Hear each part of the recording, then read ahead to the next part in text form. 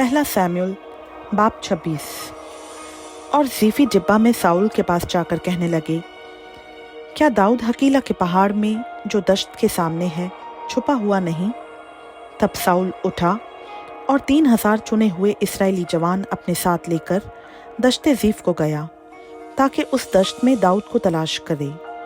और साउल हकीला के पहाड़ में जो दश्त के सामने है रास्ता के किनारा खैमा ज़न हुआ, पर दाऊद दश्त में रहा और उसने देखा कि साउल उसके पीछे दश्त में आया है। बस दाऊद ने जासूस भेजकर मालूम कर लिया कि साउल फिल हकीकत आया है। तब दाऊद उठकर साउल की खैमागाह में आया और वो जगह देखी जहाँ साउल और नेर का बेटा अबनेर भी, जो उसके लश्कर का सरदार था, आराम कर रहे थे। और साउल गाड़ियों की जगह के बीच सोता था और लोग उसके गिर्द गिर्द डेरे डाले हुए थे। तब दाऊद ने हित्ती अखीमलेक और ज़रूया के बेटे अबीशे से, जो योआब का भाई था, कहा, कौन मेरे साथ साउल के पास खैमागाह में चलेगा? अबीशे ने कहा, मैं तेरे साथ चलूँगा।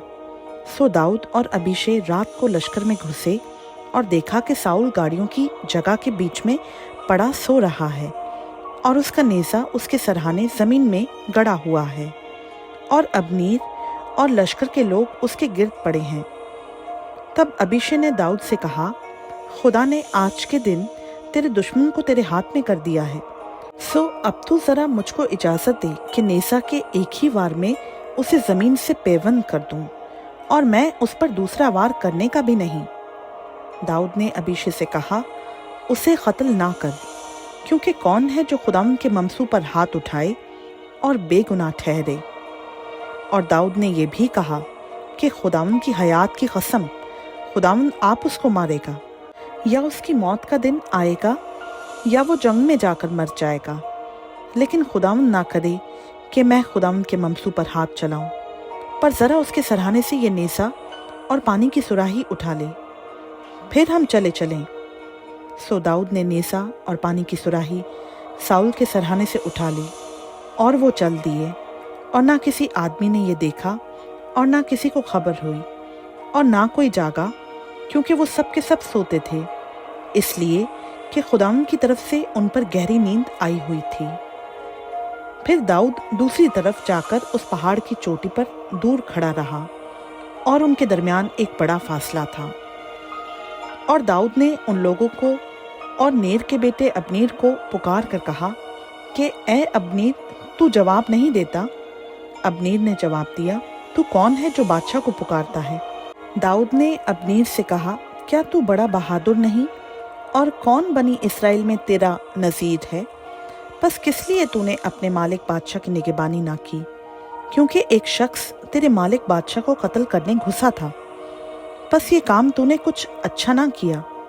खुदावंद की हयात की कसम, तुम वाजिबुल कत्ल हो, क्योंकि तुमने अपने मालिक की, जो खुदावंद का ममसू है, निगहबानी ना की।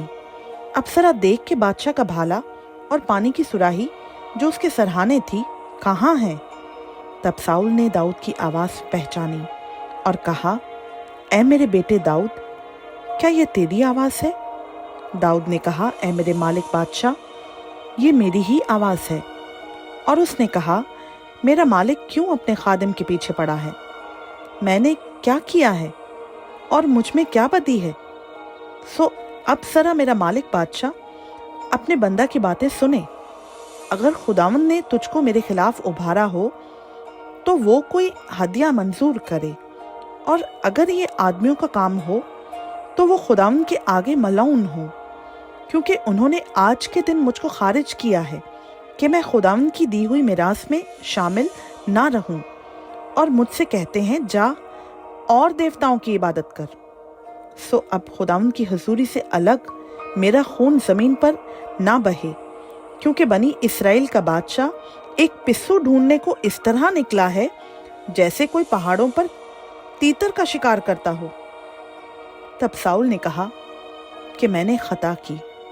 ऐ मेरे बेटे दाऊद, लौट आ, क्योंकि मैं फिर तुझे नुकसान नहीं पहुंचाऊंगा, इसलिए कि मेरी जान आज के दिन तेरी निगाह में कीमती ठहरी।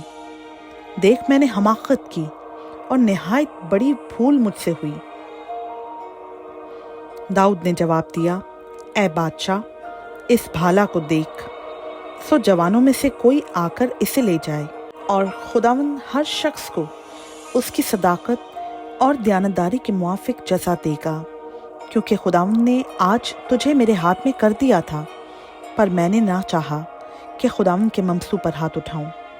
और देख, जिस तरह तेरी ज़िंदगी आज मेरी नज़र में गिरान कदर ठहरी, इसी तरह मेरी ज़िंदगी खुदावंद की निगाह में गिरान कदर हो, और वो मुझे सब तकलीफ़ों से रिहाई बख्शे। तब साउल ने दाऊद से कहा, ऐ मेरे बेटे दाऊद, तू मुबारक हो, तू बड़े बड़े काम करेगा और ज़रूर फ़तहमंद होगा। सो दाऊद अपनी राह चला गया और साउल अपने मकान को लौटा। खुदा उनका पाक कलाम का पढ़ा, सुना, समझा और क़बूल किया जाना हम सबों के लिए बाइस बरकत हो। आमीन।